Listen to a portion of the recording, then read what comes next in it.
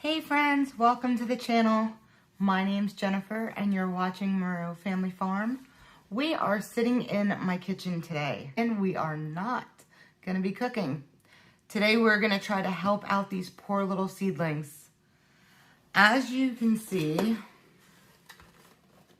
they're leggy and hopefully I can revive them.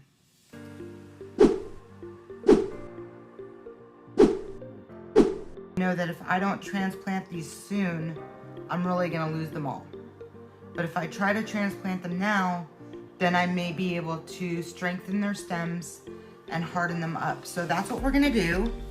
I am doing this inside my house because for one, it's raining outside and it's still a little too chilly. I don't have a ton of pots. I have these here, which are the biodegradable. Great to just put them directly into the soil or dirt, whatever it is that you have outside. Then I also have a bunch of these, some smaller ones. Those are a little bit bigger. So I'm gonna put the potting mix down on the bottom, and then I'm gonna put just a little bit of seed starting mix on the top, just to let the roots really get in there nicely. And hopefully when we're done, we'll end up with tomatoes with nice, strong stems. So we're gonna get to work and get these pots nice and full with this good potting soil. With tomatoes, when you're transplanting them, in order to get their stem nice and hardy and secure, when they start sprouting, when you transplant them, you wanna plant them deep so their stems get nice and strong. So because these are very leggy, I'm trying to save them. My way of thinking about this is basically, if I re-transplant them, I want to plant them low to where the leaves are. So that's what I'm gonna do, and hopefully, and I've already done one. So this is what we're gonna do. As you can see, just right up to pretty much where the set of leaves are. Gonna try to keep it as nice and straight as possible as I can. And then I'm just gonna put some of the seed starting mix on the top here. That way this is a little bit more loose, and I put the potting soil down towards the bottom. So I'm hoping that this works. In these, I'm only gonna put one plant, but in these bigger ones, I'm gonna put 2 plants until they're ready to get transplanted again. And hopefully they make it through all of this process.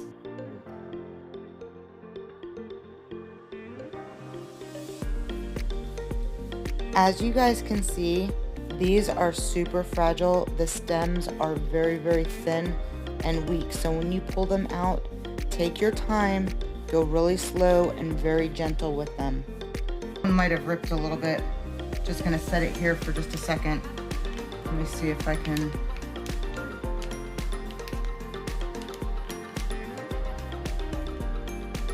Yeah, okay, so if you see this, that's the root.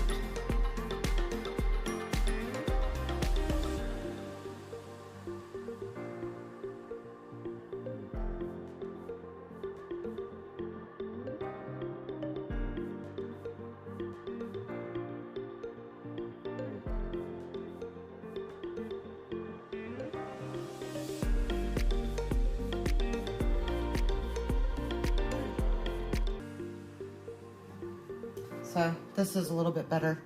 You see how you can see it now above the pot.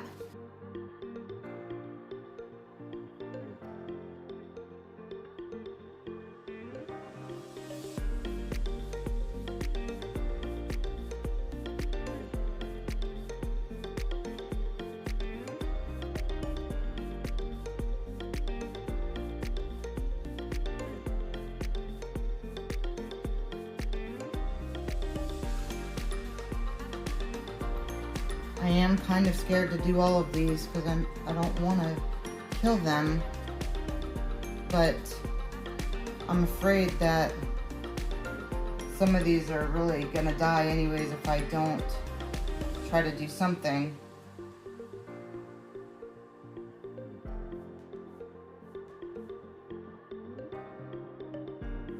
Working with seedlings can be very tricky. Even like seeds in general, like I get so excited when I start seeing them germinate, but then they just get all leggy and wacky on me. And I know my biggest problem is that I don't have a really great germination setup. So something that I'm really working on, and I think my husband might have got me some today. I'm not 100% sure, but I know he's out shopping. And he mentioned he got me something, and I was telling him that I need some LED grow lights. So we'll see if maybe that's something that he found. But that's one of the things that you really need. Two things really, if you're going to be starting seed germination early indoors, if you live in a colder climate, is one, you need to have a really good light source. LED lights provide really excellent lighting for seedlings. It mimics natural sun. Fluorescent lights can work, but I don't think they're as good as the LED lights, to be honest with you. You have to keep the lights down low. So this is the tray right here. You want to keep your LED light about that low over your seed starting tray. The reason why you want it that low is because you don't want those seeds to stretch and try to reach for that light. The lower the light is, the less they're actually stretching to try to get to the light. So that's one thing that's really important. The next thing that's really important is obviously going to be heat. Certain seeds like peppers, summer squash, cucumbers, they like a lot of warmth. So if you put a heating mat underneath, it doesn't necessarily have to be a grow mat. It could be a heating mat that you, or a heating pad that you use for yourself for medical purposes or whatever. You just want to check the settings on it, make sure it's not too hot or not too low. But at least if it's on low, you know you're not going to scorch your plant, but it's still going to get enough heat to where help germinate your seedlings. So, yeah, that's, and water, of course, you want to make sure you're watering it every day. One other thing that you want to take into consideration is when you're using a seed starting mix like this is excellent for moisture. However, it doesn't have a whole lot of nutrients in it. So you want to get yourself like a, some sort of food or nutrient to put on top. Now you can do something like a potting soil and sprinkle a little bit of potting soil on top, but then you may injure your seedling. So that's not always the best thing to do. In my opinion, the best thing to do is do a liquid food. So I use this, and I know all my stuff is Marrero, and it was a last minute purchase. I didn't buy anything online, and this is all I could really find. So I'm not advertising for Marrero, and they are not giving me any kind of kickback for promoting them. So I'm not necessarily promoting Marrero as the go-to product. However, it is very readily available in most stores, and it is germinating my seeds. So I don't have anything really bad to say. I don't know how chemically safe it is. Maybe there's other products out there that are a little bit more natural or better or healthier. So that's something that you're just gonna have to do your own homework on. But like I said, this is germinating my seeds, and it's gonna produce fruit. So hopefully, as long as I don't kill my seeds. But anyways, this is the plant food that I'm using. I have a milk jug that I had left over that I had saved. So I just filled this up with, you know, a gallon of water. I put 1 teaspoon, so I'll show you. This is a powder. This powder comes with 2 sides. So with the gallon of water, you just fill up this small side here of this. It's a blue powder. I have not researched all of the ingredients in this product, so I really can't tell you if that's a chemical or not a chemical. Like I said, it was all that was available to me, so I got it, and my seeds are doing well. So then once I mix this food in with my gallon jug. I swish it up really good. It makes it this light bluish, greenish color. Then I have a little bottle here that has like a little, just a regular pour cap. And the reason why I use this is because when you're using these trays, these seed starter trays, it's really easy to just pour it into the tray. I'll give you an idea of what I do. I'll put it in these though, because I don't want to wet this any more than it already is. So let me move this out of the way.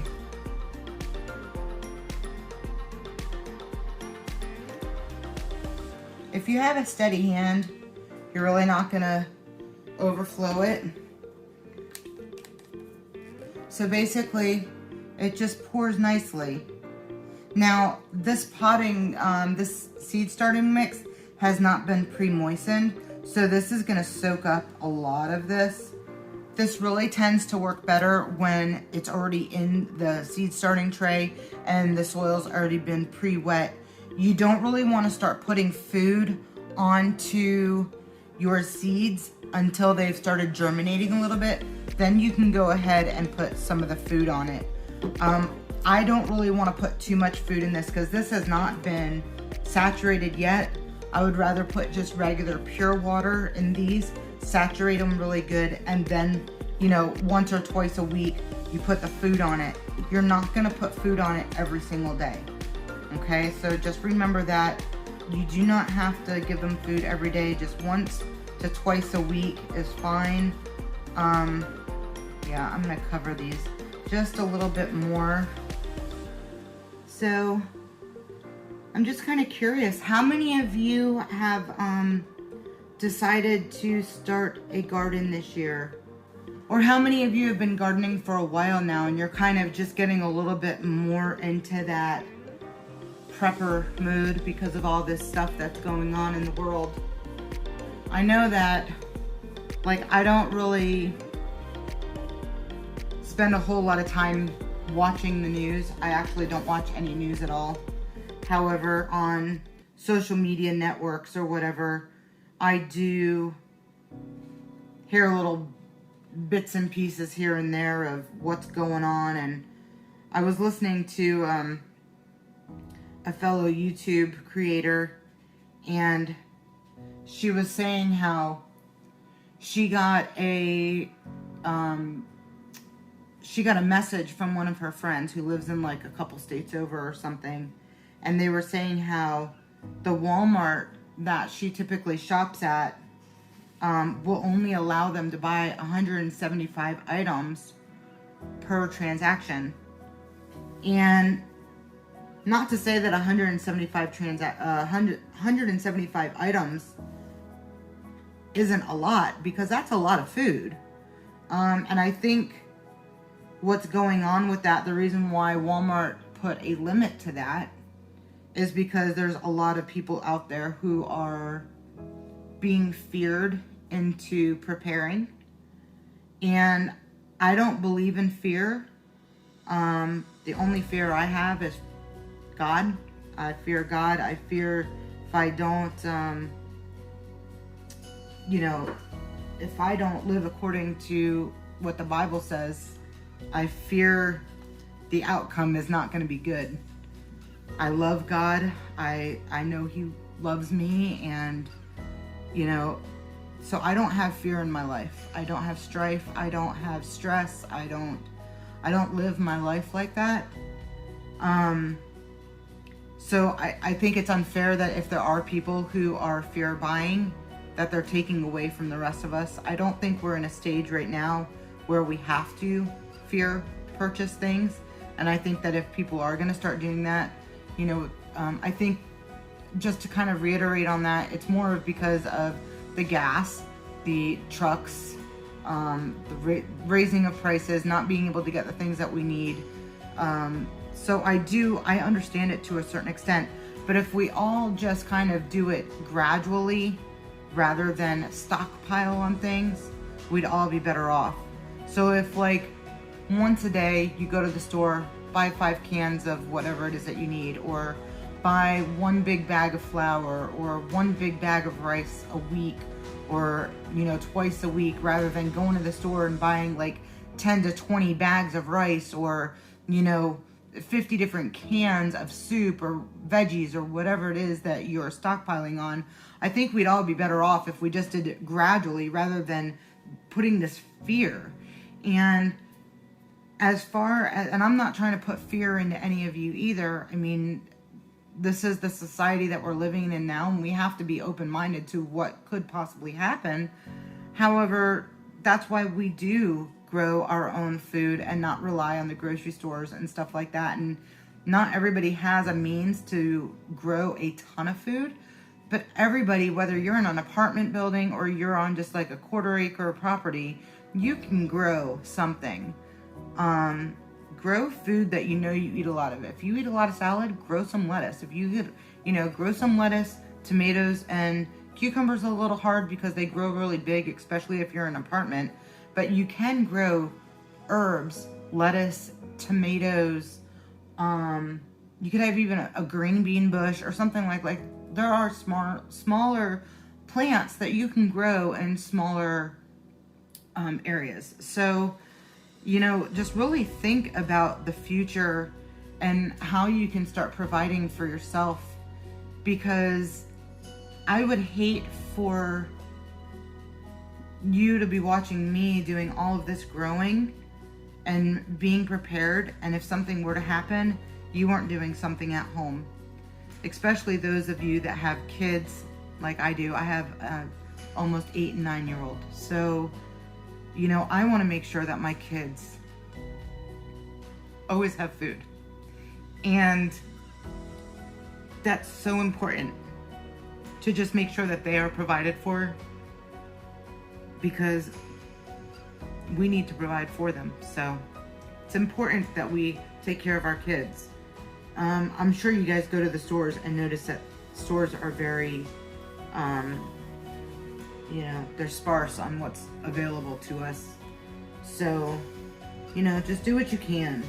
Do what you can, especially with the price of gas going up and the price of food's gonna go up. I mean, everything's gonna start raising, and who knows how long it's gonna last. Who knows if this is gonna be a forever thing. And my tears are not from fear. My tears are because I'm an emotional person and I have a heart. And of course my kids are my life. So it's not a fear thing. It's just that I love them so much and I want to do whatever I can to provide for them because I'm their mother. So, but I know they're always going to be taken care of. Why? Because I have an ever-loving God that is watching over me and my family constantly. So again, it's not a fear thing. It's just because it's my family and I love them. So back on to these wonderful little seedlings, because I can sit here and cry, especially talking about my kids that I love so very much. And, you know, I just see this world that they're growing up in, and it makes me mad. More than anything, it's an anger, not a fear. God always provides for us. My husband and I, a couple years ago, actually it's been 4 years now, coming from South Florida, God urged us to go. He wanted us to leave Florida. All of our family was in Florida. We had no friends, no job, no rhyme, no reason, nothing that made us move into Alabama. But we felt an urge from God telling us that we had to come here. So we packed up and moved. And 2 years after we moved to Alabama is when COVID kicked in. And at that point, we knew that God had a bigger plan for us. He knew why he was moving us, because he knows that we have kids that we have to provide for. And he knew that if we stayed in Florida, we would never be growing our own food, milking our own goats, having our own eggs, our own chicken, our own meat source. I mean, everything that we need is being provided for us right now, if anything were to happen in this world. So when you hear God telling you to do something, you better listen. and you have to listen really quietly sometimes. But you'll get a confirmation letting you know that what you're doing is the right thing. So listen to that ever so quiet voice that's in your head, as long as it's telling you to do the right thing. So I'm gonna finish getting these little guys replanted.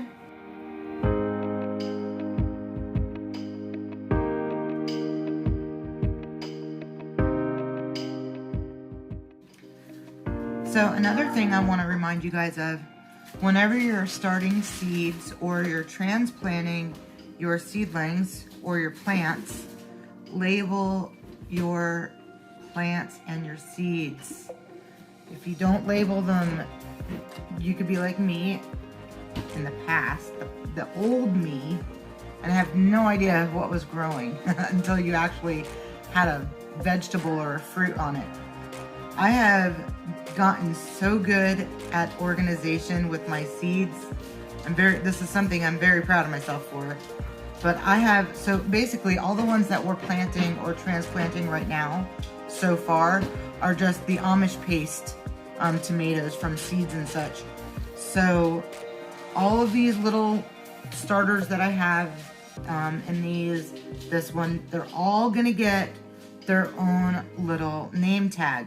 Now, this is what I've used for the seed trays. This is another thing that you can do. I learned this. You get little toothpicks, some blue painter's tape or whatever, as long as you can write on the tape.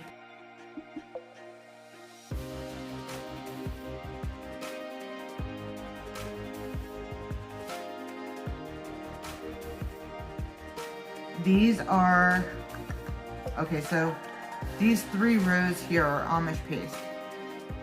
These 2 rows right here, although this row did not grow at all. I'm not quite sure why. But this row is all cherry tomatoes. This row, I only have 2 germinating down here on the bottom, and those are the Big Bertha hybrids. And then this whole row here is the 4th of July tomatoes from Burpee. This row here is Baker's Creek, the True Black Brandy Wine tomatoes. So I'm excited to see what those look like. And I have 1 germinating down there, and that is the Indigo Rose Pole Cherry tomatoes. So I only have 1, and it's not doing so great, but we'll see how it goes. Okay guys, so it's nighttime. I've been working on this for a while. Got caught up doing other stuff too, so it's just taken me a while to get this finished. And now it's, you probably can't see, but it's getting dark outside. I've got my LED light on. I'm gonna leave this on all night just because these seedlings are, they're a little fragile right now because they've retransplanted, and we'll see how they do. I'm really hoping that they thrive and this really helps their stems. But these are pretty much all of the seedlings right here. They are nice and deep. Here's some more. You can see that some of them look a little weak, like this one here. I'm hoping that these do take off. These are cucumbers. So we'll see how they do. They look a little sad. Hopefully some more water, which I do have to water them a little bit more because the potting soil really sucked it all in. But we'll see how they do. And these are my flowers, and these are my green beans over here. The green beans are doing well. My flowers are doing good, except they are leggy. So we'll see how they do. I do have 5 pepper seeds that have germinated. It took a long time though, well over 10 days. I put a heating pad on it. Excuse me guys, I am in the middle of cooking, but I'm trying to get this video done at the same time, so give me just a second here. We are having New York strip steak.